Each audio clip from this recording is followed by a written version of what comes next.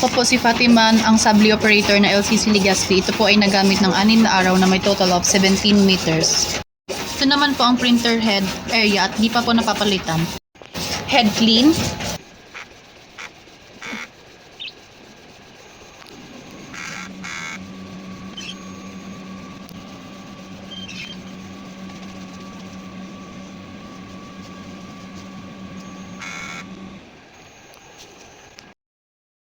Nozzle test. Ang ink level naman ay tama lang. Ang waste tank naman ay itinapon kanina.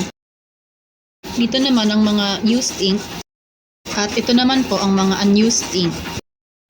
Dito naman po ang subli roll film. ADR. Ito naman ang daily output monitoring. Wala naman po kaming consumable withdrawal. Ito naman po ang weekly physical inventory. At ito naman po ang weekly maintenance checklist. Thank you.